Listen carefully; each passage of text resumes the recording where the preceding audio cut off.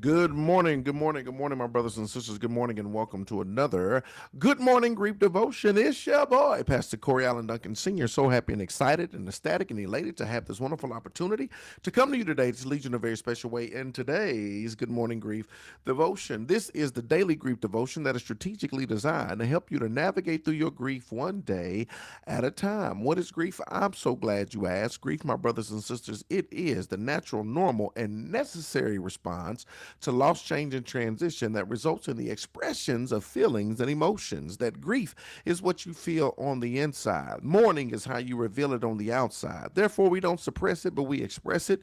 We don't ignore it, but we explore it. We don't conceal it, but we reveal it. We don't lock it up, but we let it out. That's why we shout good morning, because morning is a good thing.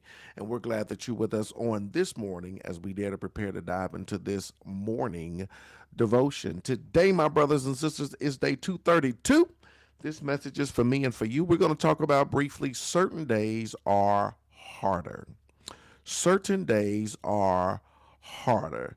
Let's get to it. Holidays, anniversaries, birthdays, and other special days are often more painful in grief. Hello, somebody. Can I get a witness out in this place today? One thing that you'll notice about when you go through your grief journey, there will be certain days that are harder. When you consider this list, and you can add to it, when you consider holidays, oh my God, the holidays. Thanksgiving is a time of family. It's a time of food and family and friends and fun and fellowship. But it seemed to be real hard when there's an empty place at the table. Christmas can be hard when you start to reflect back on the Christmases of the past and the times you spent together and everything that just comes along with that. It can be harder. Just holidays, whatever their favorite holiday was, whatever your favorite holiday was, you have so many memories of holidays in the past that now when you have to move forward in the present without them no longer in your life, right? Especially all navigating through them the first time and then even after that. Holidays can be hard. Birthdays can be hard. Or anniversaries can be hard. For all the married, all the lovers, all the married people who's lost a spouse, when you start looking at the anniversaries, those can be hard. Birthdays can be hard. When you start adding up the years, oh, they would have been 15. Oh, they would have been 21. They would have been 30. Oh, they would have been 40. It would have been a big one this year. Oh, they would have been 50. Because these days are a reminder. It's a reminder of their life. It's a reminder of their existence. It's a reminder of their death, that they're no longer here, right? And other special days are often more painful in grief. On these days, it's normal for me to especially miss the person who died. I want them present. I yearn to have them here with me. These days can be super duper hard. I always say that if something is predictable, then it can be better manageable, right? So if we know a day is coming up, if we know a day is approaching, what do we do to prepare for that day, right? What do we do to put ourselves? Sometimes, this is what's crazy. Sometimes you start to feel some type of way and you don't know why, right? Sometimes you don't even remember. You don't remember, but you start, it's like your body, your emotions keep score.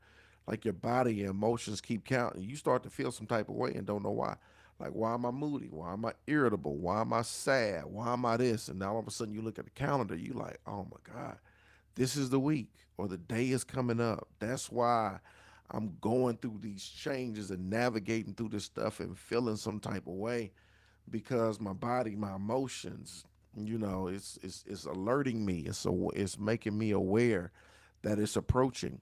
So what do we do? If we know the day is coming, if it's predictable, it's manageable, what can we do leading up to those times? What can we do for those times? Some people like to take off, stay in the house, not do nothing.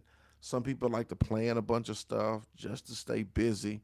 Whatever works for you works for you. But when we know holidays are approaching, when we know that special days are approaching, we have to make sure we're putting ourselves in position to be able to navigate through that day. Some of us just want to survive it. I just wanted to get over. I just want to be over. I just want to be done with it, right? Some of us have gotten to the point to where we celebrate it. Or we celebrate it, have their favorite food, have their favorite meal, whatever the case may be. I would tell you this, I think one of the best things you can do is just schedule like a routine maintenance.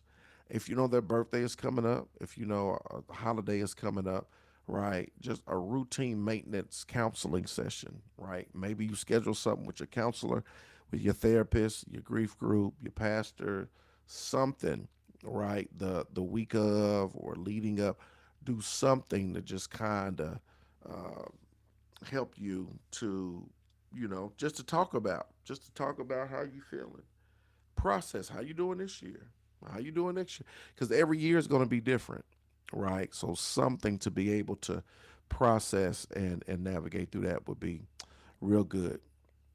On these days, I need to be extra gentle with myself. I will not overextend myself, and I will allow time for rest, grief, and mourning.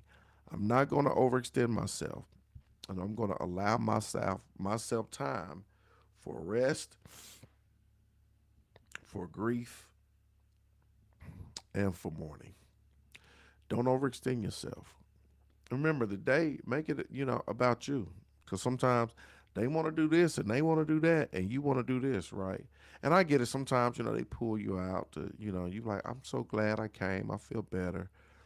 But make sure that you're not um bending to other people's agendas and expectations if you really really really just not feeling it. Sometimes we need a little push. They won't take you out, this, that, and the other. That's cool. But do something that's going to allow you to be gentle to yourself. Do something that's going to allow you to be able to allow time for rest, grief, and mourning. Here's the final thought, y'all. On special days, I integrate remembering the person who died into the celebrations. Mourning and celebrating are both rich in love and belong together. Today, my brothers and sisters, is day 232. Told y'all this message is for me and for you. Certain days are harder. Come on, if you got any questions or comments, you can drop them in the chat. I appreciate all of y'all. Hey, Stacia Holloway, my mom's birthday is coming up on Saturday. My mood has been in a slight funk. Yes. Did you recognize it? Did you know it? Was you paying attention, or did you say, "Oh, I'm in the funk. Oh, what's going on? All the birthdays coming up." Right. Sometimes we know. Sometimes we know the date. We know its approaches. Sometimes we're not thinking about it, and we find ourselves in that type of mode. So yeah. So that's good. You get the wonderful opportunity to be able to. Are you gonna celebrate? Are you gonna chill out? Whatever you do, be gentle with yourself. Right.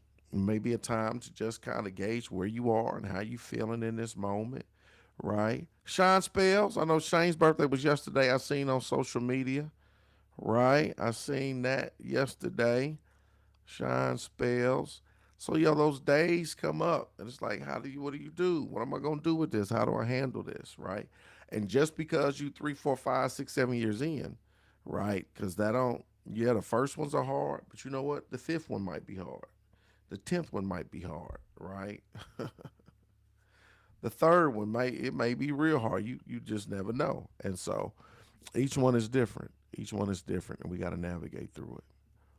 Well, I'm here for y'all. I appreciate y'all. Appreciate y'all. Thank y'all for tuning in. Stacey said I recognized that she would have been 79. We are celebrating her just like we would as if she was here. That is absolutely awesome. I love it. That's a beautiful thing. Good job.